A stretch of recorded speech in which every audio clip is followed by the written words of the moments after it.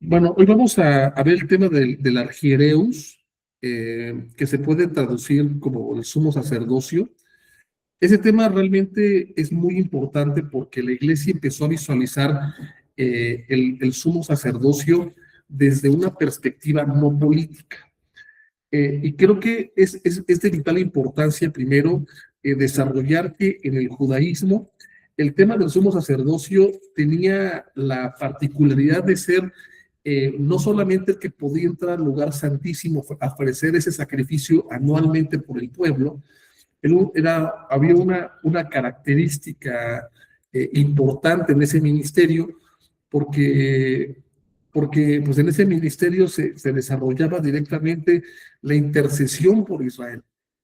Recordemos cuando Israel estaba en el tabernáculo, en el desierto, y el tabernáculo era ese lugar designado por Dios a Moisés a través de una visión donde el pueblo tenía que organizar no solamente todos los elementos que estaban simbólicos y ritualísticos, o rituales, perdón, para poder acercarse a él.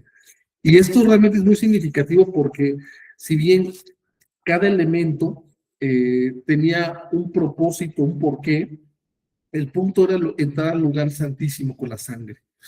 Pero tenemos en la compilación de Génesis algo bien particular, y sobre todo cuando tenemos que la carta a los hebreos, sobre todo revitaliza nuevamente la interpretación de lo que es el tema del sacerdocio entre el año 64 y año 68.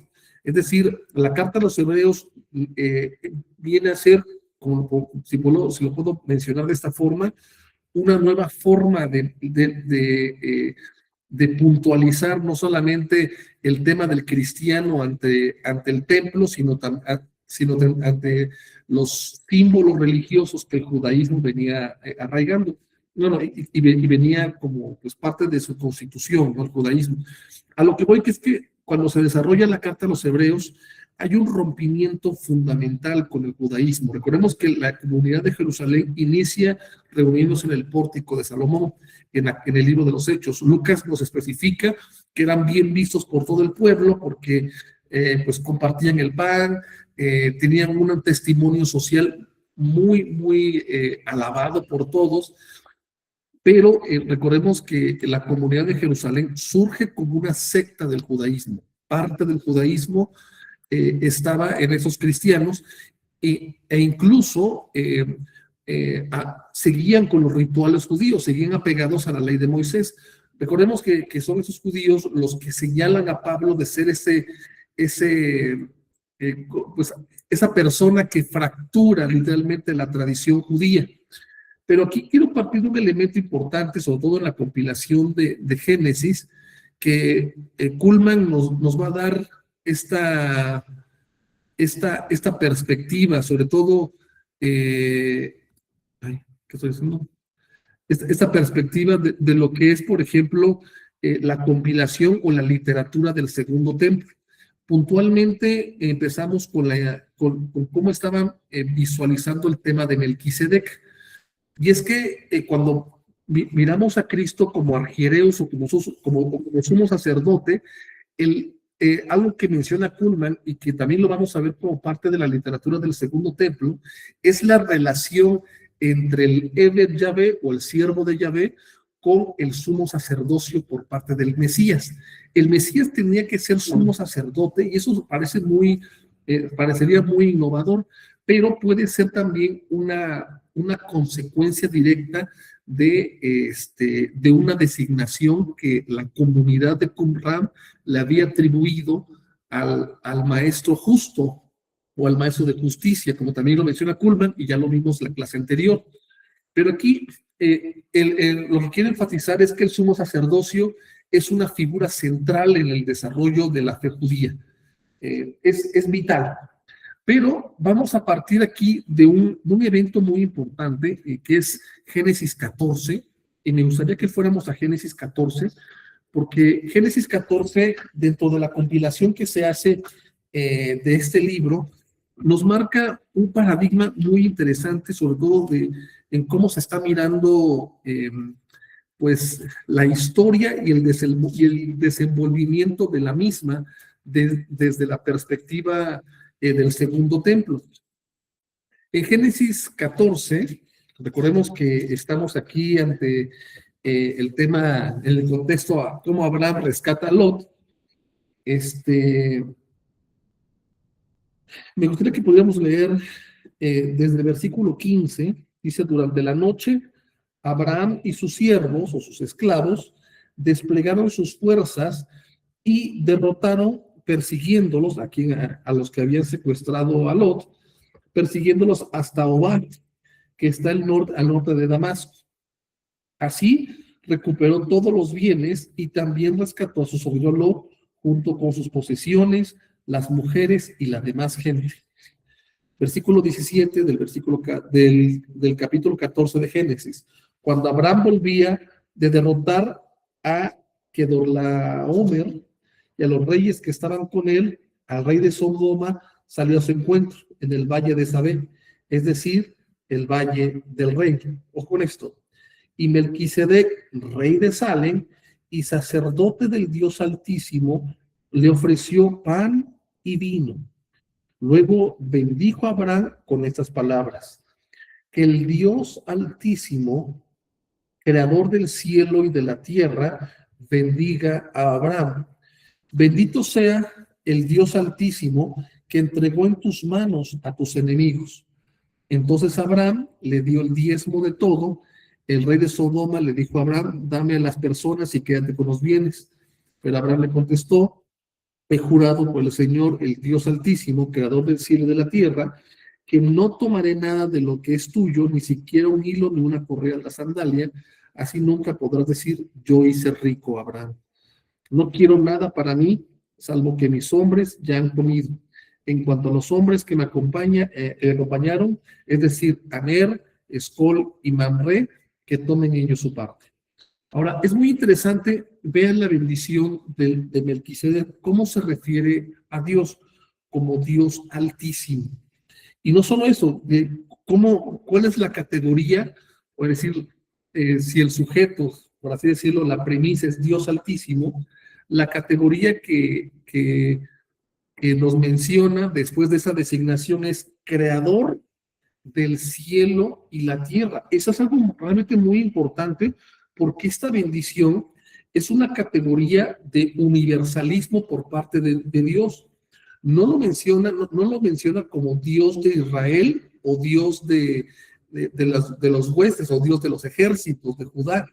Quiere decir que esta categoría del cielo y la tierra se parece mucho a las categorías del Trito Isaías, perdón, cuando en Babilonia se refieren a Dios como el Yahvé que hace creador de los cielos y la tierra. De hecho, si podemos comparar esa designación de Isaías, de Melquisedec con Isaías, capítulo, permítame,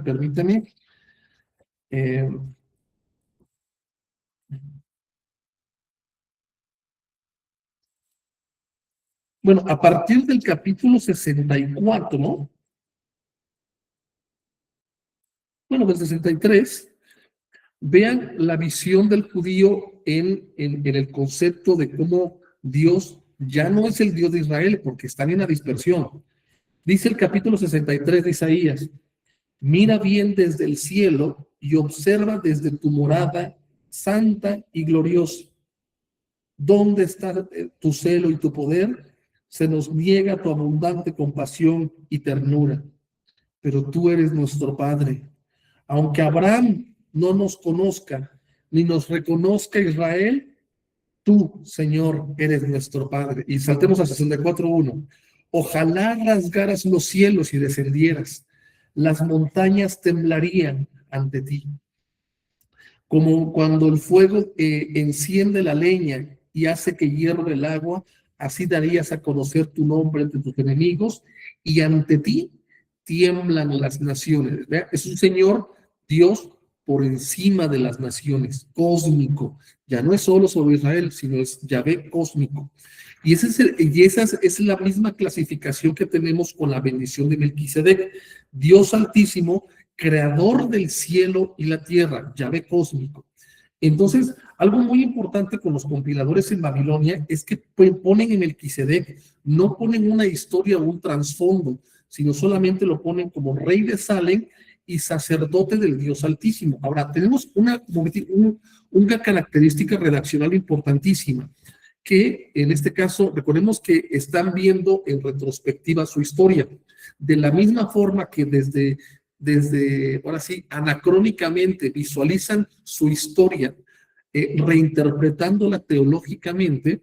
Por esa razón ponen a Abel ofreciendo un cordero, no un chivo, no un toro, no un cerdo, un cordero. De la misma forma ponen a Melquisedec como rey de Salem y sacerdote del Dios Altísimo, pero desde una perspectiva anacrónica, asemejándolo previamente antes de la fundación del sacerdocio arónico. Entonces, por eso, pero lo importante es que le ofrecen pan y vino, o sea, él ofrece pan y vino, y eso es muy importantísimo porque se parece mucho al pan de la consagración, por ejemplo, que toma David. Y este pan estaba dedicado únicamente para presentarse ante la presencia de Dios en el tabernáculo. Entonces, por esa razón, cuando tenemos esas designaciones, sacerdote, que tiene una visión cósmica de Dios, no nacionalista, y ofrece también pan y vino, creo que podemos ver desde la dispersión de Israel que aquí parecería, si lo puedo visualizar, un sacerdote que se parece al de Aarón, pero no es el de Aarón, pero es visto desde la perspectiva del sacerdocio de Aarón, porque cumple las características. Por eso, cuando se habla que Moisés, que por ejemplo, Abraham guarda la ley, es que lo están viendo en retrospectiva. Abraham, por ejemplo, ¿te acuerdas, Karen, el versículo que me mencionaste que guardó los preceptos del Señor?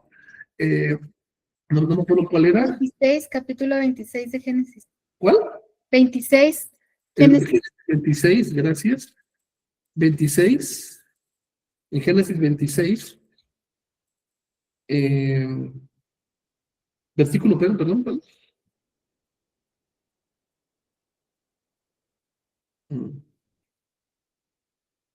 Génesis 26.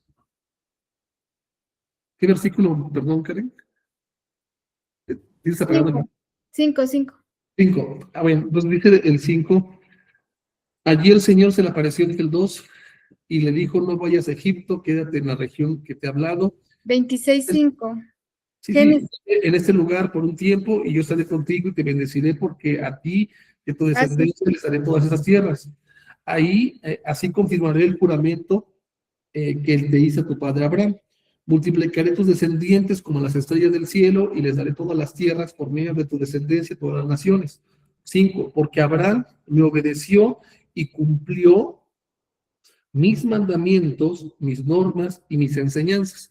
Y es que, bueno, si miramos exegéticamente, pues Abraham tenía, por así decirlo, ¿no? El Abraham histórico cumplió las normativas que Dios le reveló, pero obviamente en su tiempo. Pero desde Babilonia, retrospectivamente, ponen a Abraham cumpliendo la Torá, cumpliendo los mandamientos de Dios, porque están compilando o escribiendo en pretérito, reinterpretando la historia.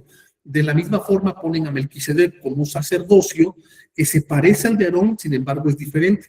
Por eso, lo vamos a ver ahorita más adelante, el escritor de los Hebreos alegoriza sobre el tema del sacerdocio de Melquisedec, diciendo que en Abraham pagó los diezmos, bueno, Leví le pagó en Abraham los diezmos a Melquisedec, y por esa razón pone a Melquisedec por encima del sacerdocio de Aarón o el de Leví. Y es que algo muy importante en el Talmud babilónico, y esto aquí se los presento, en el Talmud babilónico tenemos una referencia en el tratado de Nedarim 32b, se identifica a Melquisedec con Shem, o Sem, diría en nuestra traducción al español, hijo de Noé, que se supone que en el tiempo de Abraham todavía vivía. Entonces, y por eso, si Melquisedec era este personaje, pues no solamente se conecta y hay una continuidad directa con los descendientes de Sem, que en este caso serían los semitas, y de ahí que la fe de Israel viniera a través de Sem, como ese linaje, esa designación, los hijos de Dios, porque hay una interpretación que, por ejemplo, en Génesis 6, cuando dice, los hijos de Dios vieron a las hijas de los hombres y les dieron como hijos a los Nefilim, a los gigantes. Los hijos de Dios los interpretan como los descendientes de Set, el tercer hijo de Adán, y los hijos de los hombres como los descendientes de Caín. Esta interpretación, que parecería muy interesante, pues sigue corriendo, por así, la descendencia con los hijos de Noé, que básicamente es Sem. Recordemos que uno de los hijos de Noé vio su desnudez, que es un eufemismo que se podría incluso entender como que abusó de Noé. Es un eufemismo que tapa ese hecho vergonzoso, pero Sem, ¿qué pasa? Se acerca de espaldas a su padre y tapa su desnudez. Entonces, esta designación de tener a Melquisedec como Sem no parece descabellada, y los rabinos o los comentaristas, recordemos que el Talmud babilónico es un comentario de la Torá, pues se identifica Melquisedec con Sem. Ahora, si vamos al Salmo 110, que es bien importante cómo David visualiza esta narración que tenemos en Génesis. En el Salmo 110, recordemos que este salmo es prácticamente parte de las compilaciones ahora sí, no sé cómo decirlo, ¿no? Empieza con el rollo de los salmos en el Salmo 100, que se le conoce como ese rollo de salmos de acción de gracias. Se les conoce como salmos de acción de gracias porque probablemente se leían o se recitaban en el templo. Entonces, del 100 en adelante, si damos cuenta, en el 102 tenemos el famoso Salmo de Lamento de David, pero de ahí tenemos una compilación de salmos de David. Y por eso tenemos llamémoslo así, ¿no? Ese estribillo repetitivo, ¿no? Alaba, alma mía, al Señor. Y lo vamos a ver recurrente en toda esta compilación de salmos, en el 103, en el 104, en el 105 empieza, ¿no? Den gracias al Señor. Entonces, viene en esa compilación, lo repito, de rollos de acción de gracias. En el 106 empieza nuevamente, antes de que termine el libro 4, den gracias al Señor, porque en el 107, que va desde el Salmo 107 al 150, se le conoce como el libro 5 de los Salmos o el rollo 5 de los Salmos. Entonces, ¿y cómo inicia el 107? Al igual que el rollo anterior, den gracias al Señor, den gracias. Entonces, bajo esos cánticos que probablemente se daban en el templo en una acción litúrgica, en el Salmo 108 y 109 son salmos de alabanza, pero están enfocados directamente a alabar a Dios como el Señor guerrero de los ejércitos. Por eso, ¿quién derribará la ciudad fortificada? Dice el 108:10, ¿no? ¿Quién demostrará el camino de Edom? ¿No es Dios quien nos ha rechazado? Ya no sales, oh Dios, con nuestros ejércitos. Entonces, si te dan cuenta, es esa agonía, ¿no? Dios guerrero, ¿está o no está? Y por eso en el 109 dice, oh Dios, alabanza mía, no guardes silencio. Versículo 6, pon en su contra un malvado, que a su derecha esté su acusador, porque está hablando de los enemigos. Y por eso, de hecho, en el versículo 8 está el versículo citado en Hechos capítulo 1, cuando ponen a Matías en vez de Judas Iscariote, ¿no? Que se acorten sus días y otro ocupe su oficio, ¿no? Y del Salmo 109 termina en el versículo 21, cuando dice, pero tú, Señor soberano, trátame, está hablando David, bien por causa de tu nombre, y líbrame por tu bondad y por tu gran amor. Entonces, del versículo 22 al 31, habla pocas palabras de la mano liberadora del Señor, cómo Dios vence por encima de los enemigos. Entonces, y aquí inicia el 110, en ese contexto de Señor guerrero, Señor de los ejércitos que libra a Israel de sus enemigos. Y empieza el 110. Así dijo el Señor a mi Señor. Y aquí está la pregunta que posteriormente Jesús le hace a los saduceos.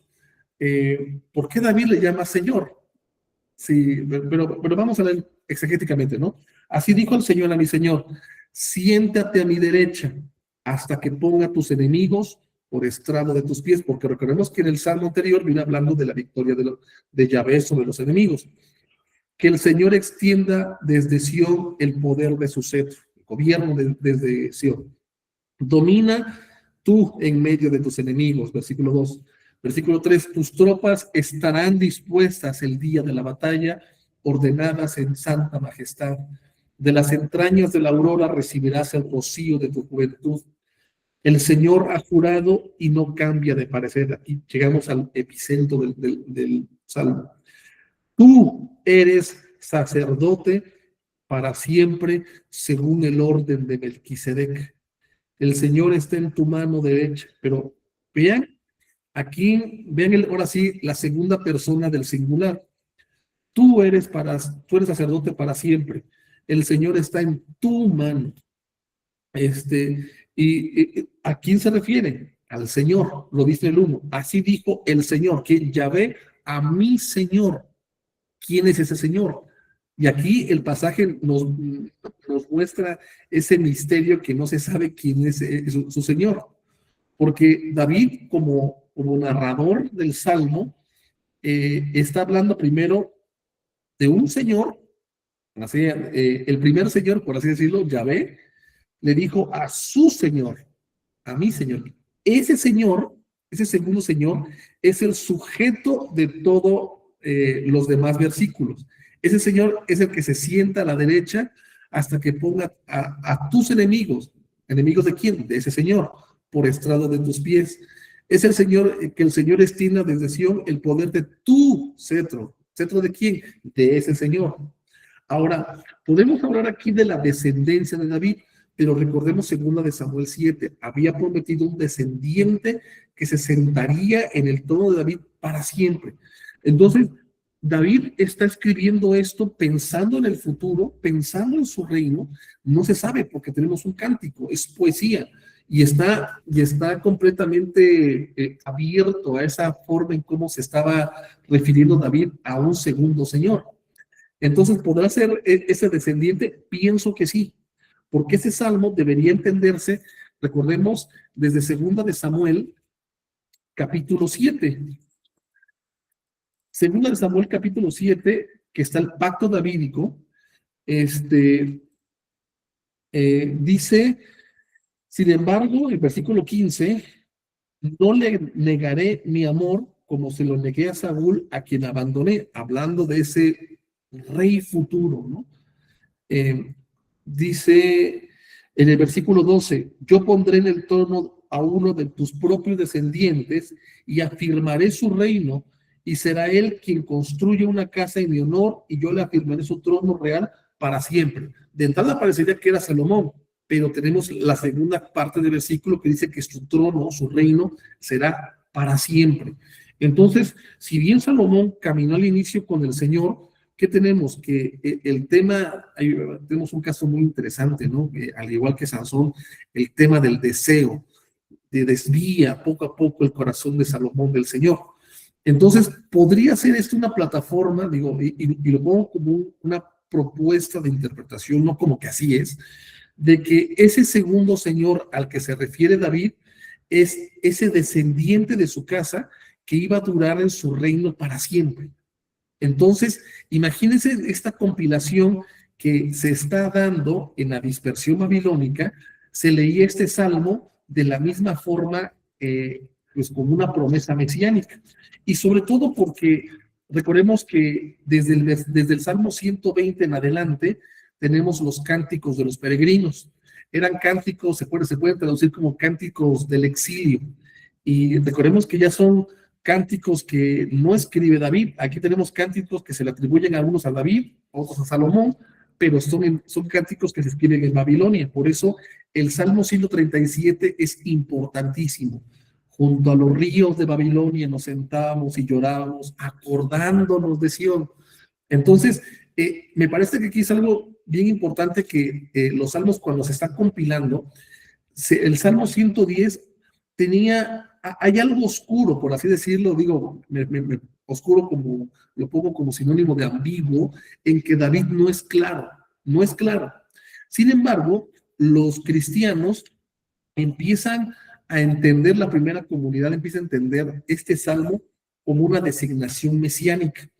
Y si vamos a Marcos, que recordemos que es el primer evangelio en escribirse, también Pullman lo menciona, cuando Jesús está ante el consejo de los judíos, voy a poner aquí mejor, permítame.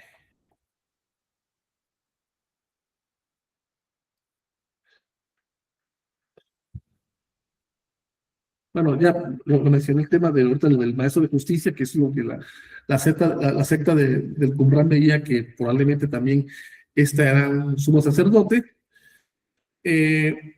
Pero antes de pasar a Marcos, sí, le mencioné esto, ¿no? El tema de que puede ser, como le dije, una lectura parónica de un personaje del pasado, es decir, se le atribuyeron características sacerdotales a Melquisedec,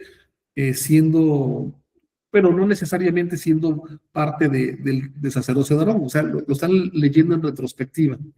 Pero aquí quiero llegar a Marcos 14:61.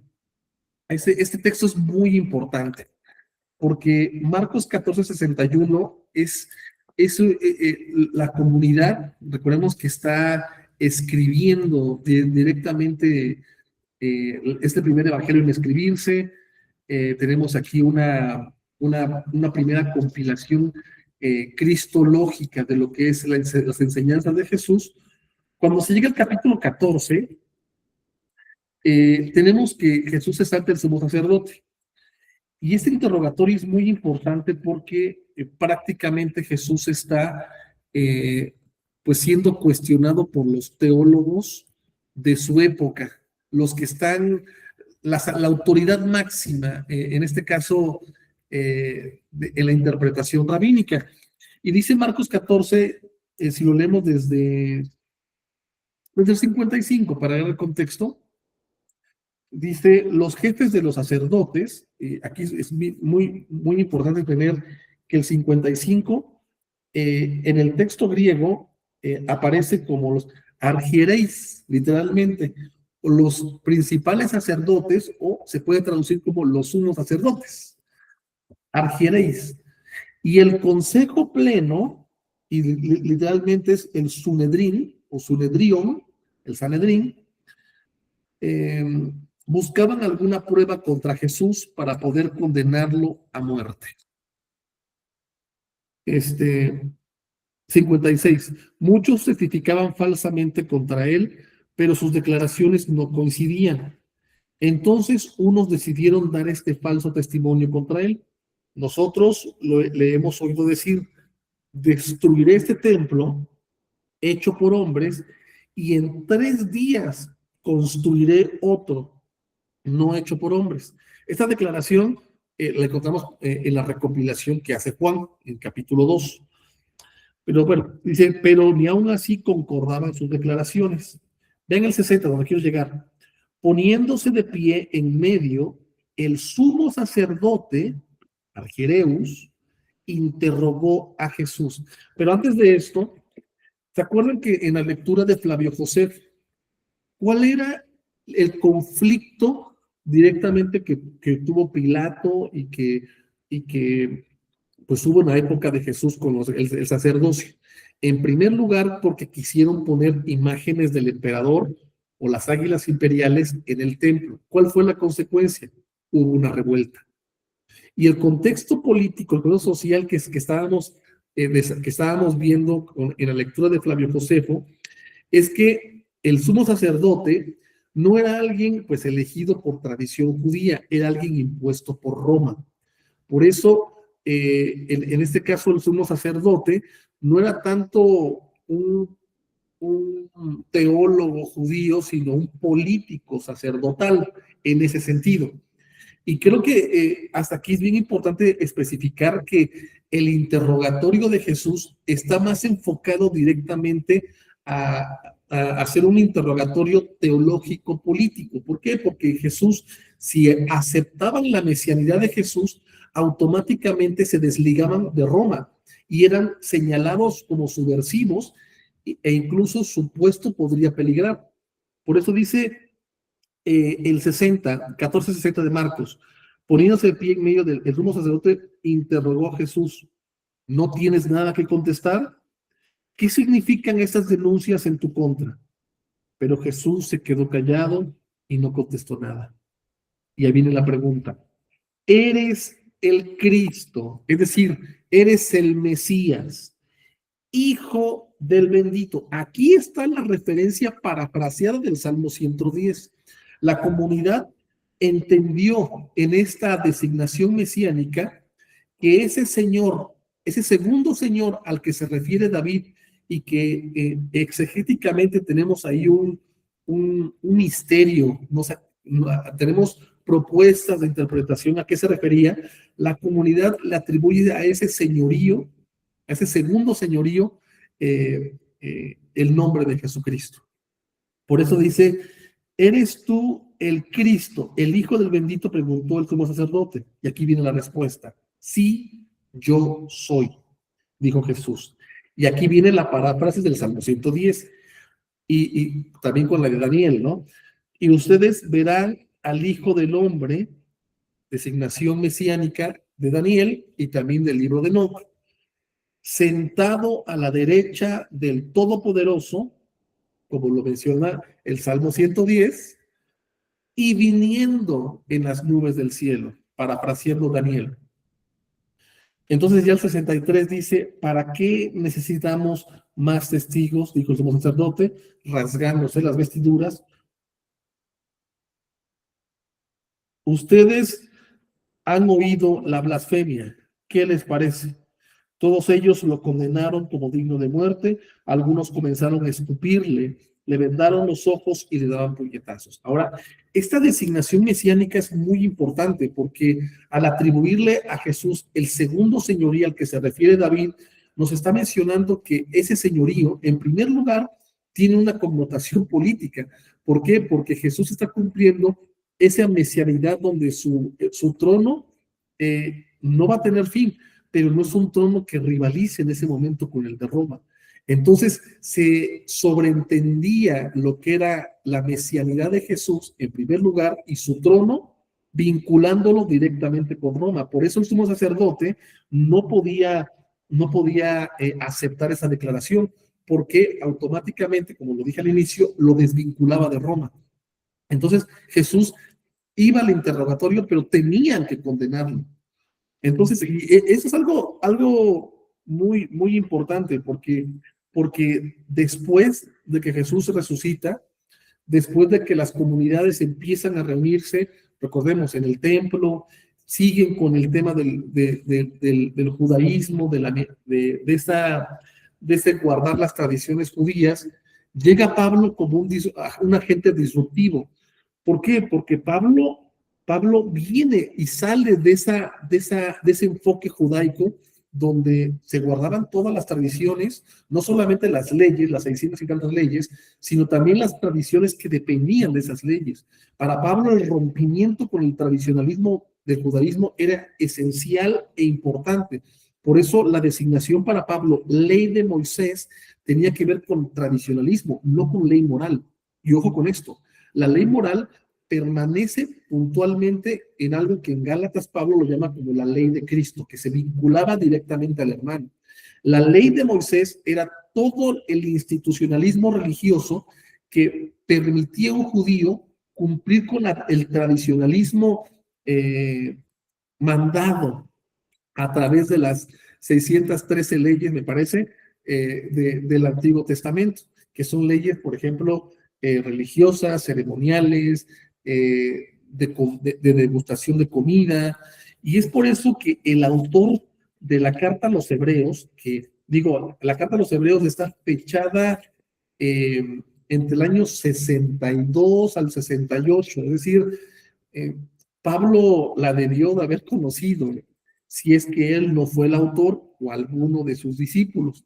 Pero la carta a los hebreos es una demostración, digo, a grandes rasgos, una alegorización de que Cristo ha cumplido la totalidad de la ley, ha cumplido esa necesidad que se tenía en la ley judía de poder tener que cumplir todas las normativas religiosas.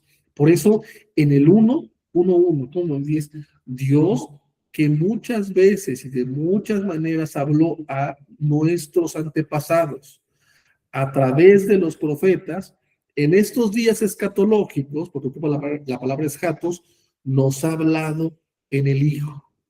Y eso es bien importante porque el Hijo, ya primero, en esos días, en los días del escritor, eh, pues nos presenta en pocas palabras que la fe en Cristo y Jesucristo mismo está por encima del judaísmo. Ya Mateo lo había especificado, por ejemplo, en la redacción de la escena de Mateo 17, cuando Jesús es superior a la ley, representado en la transfiguración a través de Moisés, y los profetas, representado a través de Elías.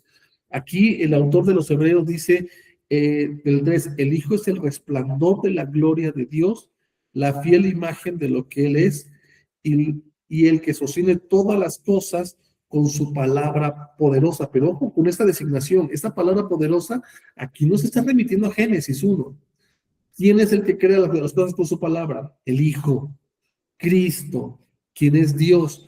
Pero algo que menciona Kuhlman y que es bien importante enfatizarlo, es el hecho de la obediencia que tuvo que aprender el Hijo, la obediencia como ser humano. Y aquí hay algo que la cristología pienso que nos hemos quedado tímidamente muy cortos. Y ya habíamos hablado con algunos hermanos, por ejemplo, el tema de Cristo como débil, esa debilidad de Cristo que se manifestó en el Getsemaní. Y eso es algo que podemos entender porque la pregunta que yo siempre, está en Hebreos capítulo 5, en capítulo 5, versículo 7, dice, leo la traducción NBI, en los días de su vida mortal, Jesús ofreció oraciones y súplicas con fuerte clamor y lágrimas al que podía salvarlo de la muerte. Fue escuchado por su reverente sumisión. De aquí la pregunta, ¿cómo tenemos a Jesús en Getsemaní? Porque nos está señalando a Getsemaní, no a la tentación en el desierto. Un Jesús débil. Y aquí entra esa parte de la cristología que choca con nuestra cristología dogmática. Un Jesús con miedo. Tenía miedo. La palabra que ocupa Lucas es que tenía angustia hasta la muerte. Estaban angustiados. Y aquí el autor de los Hebreos lo dice que con fuerte clamor y lágrimas. Él no estaba como un estoico, sin sentimientos, diciendo, bueno, pues ya me toca salvar al mundo, sin ningún tipo, me van a crucificar, evidente, paréntesis, la muerte más horrorosa en la antigüedad, pues no pasa nada, yo creo que puedo sobrellevar esto. No, está Jesús en Getsemaní con miedo. Si puedo, si les leo, por ejemplo, en Lucas capítulo 22, Lucas 22, ese pasaje es muy hermoso porque a mí, honestamente, me permite, me permite sentirme identificado. El Señor se identifica con nosotros de una manera impresionante. Lucas 22, del versículo 41 en adelante.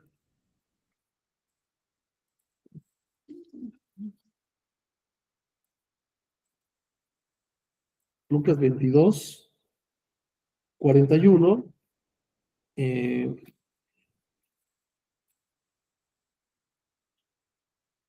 Bueno, literalmente dice, y se alejó de ellos como una piedra de tiro, o como tiro de piedra, y se puso de rodillas y oraba: Padre, si quieres, aleja esta copa de mí, pero no la voluntad mía, sino la tuya sea. 43. Y apareció un ángel del cielo para darle vigor, y estando en agonía, vean, y la palabra es agonía, agonía, literalmente ectesteron, que se puede decir una agonía intensa, oraba. Y llegó a ser el sudor de él, bueno, ese es un agregado posterior, como gotas de sangre cayendo sobre la tierra. Pero la palabra que ocupa Lucas en la oración es agonía. ¿Y qué es una agonía? ¿Qué es una agonía? Pues es un sufrimiento mezclado con miedo, es una desesperación, pero lo que enfatiza, por ejemplo, Kuhlman, es que el cristianismo identificó no solamente el rol de sumo sacerdote como propiciación, sino que su propia sangre iba a ser una vez, solo una vez y para siempre. Por eso, si leemos desde el 4:14 de Hebreos, dice: ya que en Jesús, el Hijo de Dios, tenemos un gran sumo sacerdote que ha atravesado los cielos, aferrémonos a la fe que profesamos, porque no tenemos un sumo sacerdote incapaz de compadecerse en nuestras debilidades, sino que ha sido tentado, y eso también lo menciona Kuhlman, tentado en todo, de la misma manera que nosotros, aunque sin pecado. Y ojo con esto, ¿qué significa tentado en todos? Que era un humano. Y es algo que nuestra cristología decimos: no, no, no, ¿cómo va a ser posible? Pero en el capítulo 4 de Lucas y Mateo 4, ¿por qué se da la tentación? No puede haber tentación, sino que Cristo se puso ante la posibilidad de pecar, sin embargo, no peca. Por eso el escritor dice: fue tentado al igual que nosotros, pero sin pecado. Aquí es el joris, sin pecado.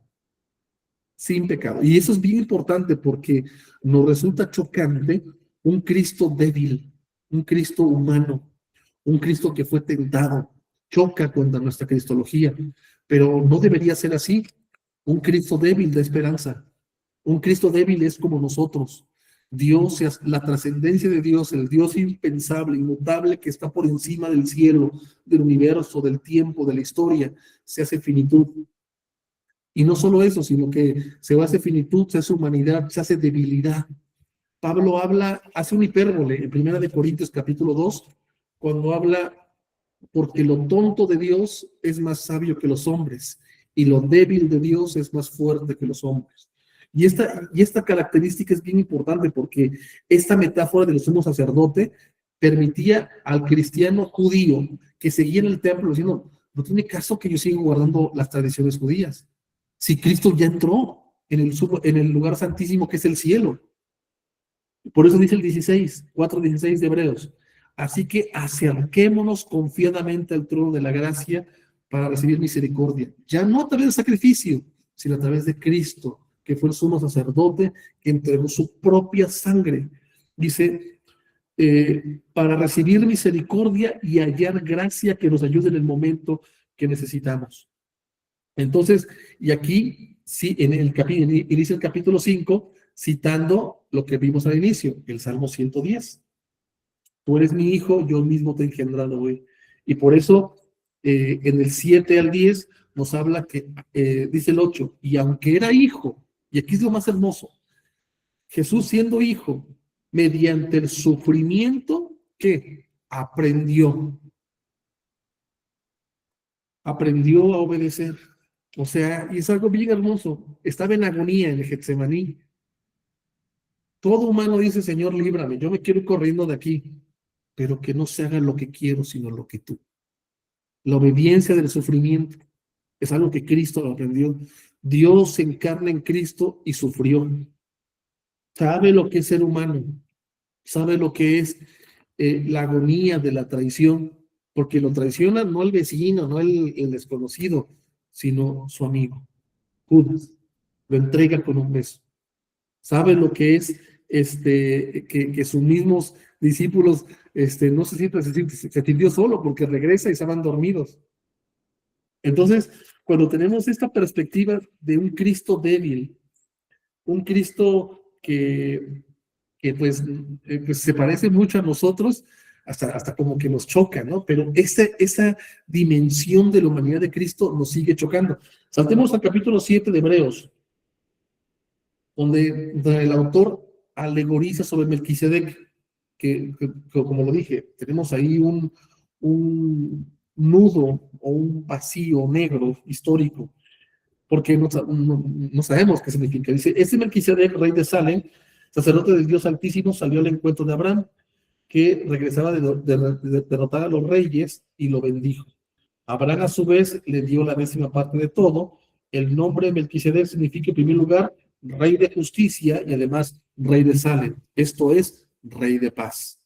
No tiene padre, ni madre, ni genealogía. Y porque en la compilación de Génesis el personaje no se introduce literariamente diciendo, no, pues había un rey que era de Salem, sino que lo meten narrativamente, dando por sentado que los lectores originales entendían quién era, alegoriza esa falta de introducción de este personaje diciendo no tenía genealogía. Como consecuencia, el autor de los Hebreos interpreta al rey Melquisedec como una teofanía. Y es algo bien importante porque esta teofanía es representativa del sacerdocio, que posteriormente desarrollará o se desarrollará o se verá visible a través del sacerdocio arónico. Por eso dice el autor en el 3, no tiene ni padre, ni madre, ni genealogía, porque está alegorizando. No tiene comienzo ni fin, pero a semejanza del Hijo de Dios, permanece sacerdote para siempre. Entonces, como lo ve como una teofanía, ¿a quién ve en ese sacerdocio? A Cristo. Y no solamente lo ve como una anticipación de Cristo, sino que su sacerdocio se basa en ese sacerdocio sin principio ni fin. Por eso dice el 4, consideren la grandeza de este hombre, a quien nada menos que el patriarca Abraham dio la 10ª parte del botín. Ahora bien, los descendientes de Leví, que reciben el sacerdocio, tienen por ley el mandato de cobrar diezmos del pueblo, es decir, de los hermanos, aunque esos también son descendientes de Abraham. Y por eso dice en el versículo 9, Leví, quien ahora recibe los diezmos, los pagó por medio de Abraham, ya que Leví estaba presente en su antepasado Abraham cuando Melquisedec le salió al encuentro. Entonces, y aquí quiero llegar a esa analogía hermosa solamente para llegar al capítulo 10, que me interesa, que es un capítulo mal interpretado para decir que se pierde la salvación, pero no viene hablando de eso. Pero dice el versículo 11 del capítulo 7, si hubiera sido posible alcanzar la perfección mediante el sacerdocio levítico, ¿qué necesidad habría de que más adelante siguiera otros sacerdotes en el orden de Melquisedec? ¿A qué se refiere? Si el sacerdocio de Levítico, que cada año ofrecía ese sacrificio por el pueblo anualmente, que duraba un año, o sea, no es para siempre, ¿sabes? Es algo que tiene que repetirse recurrentemente. Pero dice el versículo 12, porque cuando cambia el sacerdocio, también tiene que cambiar la ley. Y aquí es algo bien interesante, porque si ya no, Jesús no es sacerdote según el sacerdocio levítico, sino el sacerdocio de Melquisedec, alegoriza con la cronología de los dos sacerdocios, diciendo que se manejan con leyes diferentes. Y eso es algo bien importante, porque por eso me atrevo a pensar que el autor es Pablo, porque dice, la ley religiosa de Aarón queda abrogada por un sacerdocio mejor que fue antes, el de Melquisedec. Y por eso, en esa distancia cronológica entre Melquisedec, que se da en el periodo patriarcal, y en el sacerdocio de Aarón, que funda la tribu de Leví, pues hay una separación de siglos. Por eso, el sacerdocio de Cristo es antes que el de Aarón. Como consecuencia, está libre de la ley de Moisés. Y está por encima de la ley de Moisés. ¿Por qué? Porque Abraham le pagó diezmos. Eso es bien importante que lo tengamos en cuenta, porque entonces, ¿qué es lo que está diciendo? El sacerdocio arónico está abolido, punto. ¿Por qué? Porque lo que queda para siempre es el sacerdocio de Melquisedec. ¿Por qué queda para siempre? Porque el autor, pienso que es Pablo, todavía pienso eso, lo interpreta como una teofanía. Es un sacerdocio teofánico, es un sacerdocio que representa básicamente algo que va a durar para siempre. Por eso, sí, Ángela. Se me acaba de venir a la mente, ¿será también por eso que era necesario que eso fuese así para que a través de esa fe como la de Abraham, los gentiles pudieran entrar a esa salvación tan grande? Solo bajo la cobertura de ese sumo sacerdote, porque no cabríamos en un sacerdocio levita, ¿sí? Sino en un sacerdocio como el de Melquisedec, para que pudiésemos entrar todos ahí. Y por eso se relaciona directamente con el Concilio de Jerusalén. ¿Cuál es la ordenanza a los gentiles? ¿Que se circunciden? No. Y por eso Pablo empieza en los primeros capítulos de Romanos diciendo que la circuncisión de nada aprovecha, absolutamente nada. Y eso circuncidarse era sinónimo básicamente de entrar a ese compromiso de guardar la ley de Moisés. Por eso, dice en el versículo 13 de Hebreos. Pero antes de eso, por eso para Pablo era importante señalar que ese tipo de sacrificios que muchos cristianos de la comunidad de Jerusalén seguían haciendo era literalmente una blasfemia. ¿Por qué? Porque Cristo ya entró en el tabernáculo. Cristo ya pagó todo. ¿Para qué seguían guardando las leyes rituales? Seguían llevando cada Pascua su corderito. Por eso, recordemos que lo que le dicen a Pablo en Hechos 17, perdón, Hechos 21, 20. ¿Quiénes le dijeron? Los ancianos de la iglesia de Jerusalén le dijeron a Pablo: ya ves, hermano, cuántos miles de judíos han creído y todos ellos siguen, y aquí la palabra que, bueno, aquí esto es NBI, ¿no? Aferrados, literalmente es agarrados, asidos, aferrados ¿a qué? A la ley. Ahora bien, han oído decir que tú enseñas que se aparten de Moisés todos los judíos que viven entre los gentiles. O sea, en pocas palabras, veían a Pablo como un apóstata, a pesar de que ambos creían en Cristo. Por eso, cuando menciona, entonces aquí el autor, cuando menciona en el 17, tú eres para siempre, sacerdote para siempre, según el orden de Melquisedec, citando el Salmo 110:4 y fundando el sacerdocio de Cristo de Melquisedec, dice, aquí viene lo que le mencioné, versículo 18. La ley anterior queda anulada. ¿Cuál es la ley anterior? La de Aarón, la de Leví, por ser inútil, ineficaz, ya que no perfecciona nada.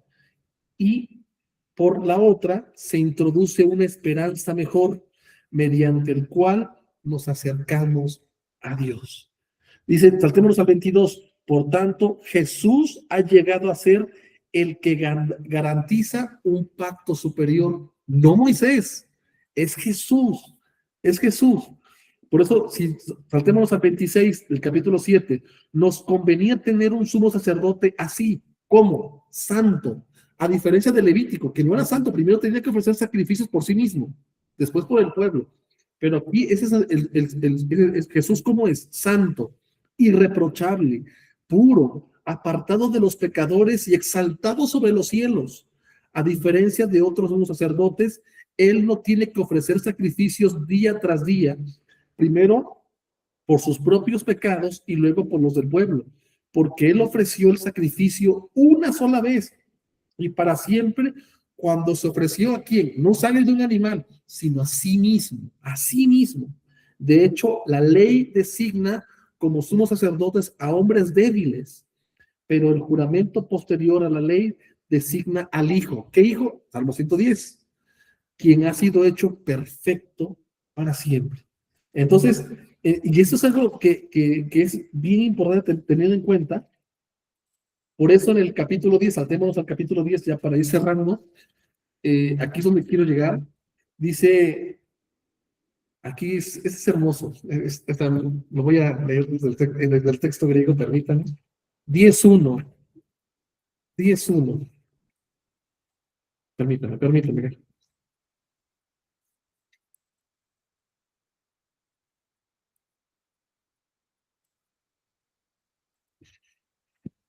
Hebreos 10:1 dice, porque esquían, me encanta esa palabra, sombra, porque la sombra teniendo la ley, literalmente, de los venideros bienes, no la misma imagen de las cosas cada año. Traduce NBI, la ley es solo una sombra, ¿cómo tenemos la palabra esquían aquí? Una sombra, un adelantito, una pequeña prueba, una representación, algo temporal de los bienes venideros y no la presencia misma de estas realidades. Viene hablando aquí básicamente del culto en el contexto, del culto y de los sacrificios que hacía el sacerdote. Entonces, por eso dice el versículo, la segunda parte del versículo, nunca puede, mediante los mismos sacrificios que se ofrecen sin cesar año tras año, el sacerdocio levítico, hacer perfectos a los que lo adoran. De otra manera, ¿no habrían dejado ya de hacerse sacrificios? Evidentemente, se hacen cada año porque no hacen al ser humano o al judío perfecto. Entonces, saltémonos al versículo 8. Sacrificios de ofrendas y holocaustos y expiaciones no te complacen ni fueron de tu agrado, a pesar de que la ley exigía que se ofreciesen. Luego añadió, porque aquí está citando en este calmo el Salmo 31-34. Dice, aquí me tienes y he venido a hacer tu voluntad. Así quitó lo primero para establecer lo segundo. Y en virtud de esa voluntad somos santificados mediante el sacrificio del cuerpo de Jesucristo, ofrecido una vez. Y eso lo va a enfatizar Pullman, haciendo una analogía con la misa católica, ¿se acuerdan? ¿Cuántos sacrificios nos ofreció Cristo? Una sola vez. Una. Y para siempre. Y eso es bien importante. Entonces, si ya se ofreció un sacrificio una sola vez, ¿para qué seguían en el templo los cristianos? ¿Qué hacían? Entonces, ahora sí, saltémonos al versículo 19. Hermanos, mediante la sangre de Jesús, tenemos plena libertad para entrar al lugar santísimo. Vean la analogía que hace con el tabernáculo, ¿no? Por el camino nuevo y vivo que Él nos ha abierto a través de la cortina, es decir, a través de su cuerpo. Tenemos además un gran sacerdote al frente de la familia de Dios. Acerquémonos, pues, a Dios con corazón sincero y con plena seguridad que da la fe. Vamos a llegar al versículo 26, que aquí vamos a terminar esto, ¿no? Bien, 22. Acerquémonos, pues, a Dios con corazón sincero y con plena seguridad que da la fe, interiormente purificados de una conciencia culpable y exteriormente lavados con agua pura, como se hacía el ritual en el lavacro, ¿se acuerdan? Mantengámonos firme la esperanza que profesamos, porque fiel es el que hizo la promesa. 24. Preocupémonos los unos por los otros a fin de estimularnos al amor y a las buenas obras. Ya ven cómo la ley moral sigue, ¿no? La ley moral sigue. Habla de ley religiosa. Esa es la ley de Moisés. No dejemos de congregarnos, pero ojo, ¿dónde se congregaban? En casas. No en el templo. No en el templo. Casas. ¿Karen, estás diciendo algo? ¿Perdón? Sí, o sea, los que se estaban todavía con las tradiciones de los judíos y se congregaban en el templo, ¿no? Exacto. Pero aquí dice, no dejemos de congregarnos como acostumbran a hacerlo algunos, sino animémonos unos a otros y con mayor razón ahora que vemos que aquel día se acerca. Ahora sí, veamos el 26, que lo ocupan sacado de contexto. Si después de recibir el conocimiento de verdad, ojo, ¿qué es verdad? El contexto, que Jesucristo es el sumo sacerdote según la orden de Melquisedec, que entró única y última vez al lugar santísimo ofreciendo su propia sangre como un sacrificio que hace perfectos a los cristianos, a los que creen en él por la fe. ¿Qué pasa? Si después de recibir el conocimiento de la verdad pecamos obstinadamente. ¿Cómo entendemos el pecar obstinadamente en este contexto? Seguir con la ley de Moisés, seguir ofreciendo sacrificios en el templo, seguir poniendo ahí, guardando la Pascua y ofreciendo el corderito como en el templo, seguir, en pocas palabras, siguiendo la ley de Moisés. Ya no hay sacrificio por los pecados. O sea, esa celebración del borreguito ya no sirve. Solo queda una terrible expectativa de juicio, de fuego ardiente que ha de devorar a los enemigos de Dios. Quienes siguen judaizándose, que son enemigos de Dios. Cualquiera que rechazaba la ley de Moisés moría irremediablemente por el testimonio de 2 o 3 testigos. ¿Cuánto mayor castigo piensan ustedes que merece el que ha pisoteado al Hijo de Dios y que ha profanado la sangre del pacto por la cual había sido santificado y que ha insultado al Espíritu de gracia? ¿Cómo se hace todo esto? Siguiendo con los sacrificios judaicos en el templo. Siguiendo. Y dice el 31, terrible cosa es caer en manos de Dios vivo. Esos cristianos que arrestaron a Pablo en Hechos 21, cuidado, estaban en juicio. Dios está contra ellos, porque están escupiendo el sacrificio de Cristo que es perfecto, ofreciendo borreguitos en el templo todavía, guardando la ley de Moisés. Por eso, en el 36, el escritor dice, ustedes necesitan perseverar. ¿En qué? En esta tradición, en lo que el escritor había mencionado, ¿no? Que es sabiendo que Cristo es sumo sacerdote y es un sacrificio perfecto. Entonces, aquí en este pasaje, el 26, no habla no habla, pues, que lo pone como pérdida de salvación, sino está enfocándose directamente, están insultando a Dios los que siguen guardando la ley de Moisés. Están en juicio, en juicio. ¿Por qué creen que las iglesias actuales judaicas son herejes? Esas raíces hebreas y todo eso son herejes. Se meten a algo que desconocen. Entiendo, por ejemplo, que ya no hay un templo, ¿no? Entiendo que hay judíos que por tradición cultural, que es parte de su herencia, pues siguen con muchas festividades, pero son judíos culturales y que creen en Jesús, en el Mesías, y siguen con esto, ¿no? Pero no ofrecen sacrificios. Ya no es lo mismo. Entonces, entendamos esto contextualmente, ¿no? Y eso creo que es importante porque la carta a los hebreos es como el golpe decisivo a la yugular contra los judaizantes con los que Pablo siempre luchó. Por eso Gálatas 3, acuérdense, Gálatas nepiois, se puede traducir como Gálatas estúpidos. ¿Quién los ha hechizado para que empiecen por la fe y terminen por las obras? Entonces, empezaron por la fe, ¿y qué son las obras? La ley de Moisés, la ley de Moisés. Entonces, y la palabra nepio, sí es un insulto. Se puede traducir como estúpidos, Gálatas estúpidos, tontos, sin cerebro. Entonces, estaba muy enojado Pablo. O sea, y creo que eso es algo bien importante porque Pablo luchó siempre con esto. Obviamente el tema de las iglesias judaicas fue, pues por así decirlo, la iglesia se curó de ese mal con la destrucción del templo en el año 70. Pero mientras tanto, esta carta fue la repercusión o fue la respuesta teológica directa hacia este problema del judaísmo.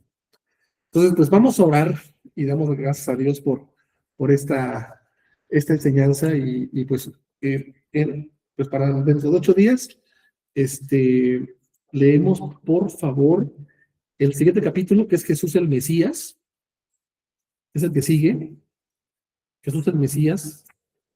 Y pues ahí vamos avanzando, pienso que vamos bien. Y pues les agradezco, ¿no? Pero vamos a orar. Señor, te damos gracias porque podemos estar meditando en la Escritura. Sabemos que te compadeces de nosotros, nos amas, nos guías y podemos estar contigo, Señor, dirigiéndonos, dirigiendo, Señor, tú nuestras vidas y nuestros corazones. Gracias por tu fidelidad y por tu amor. Gracias por tu gracia.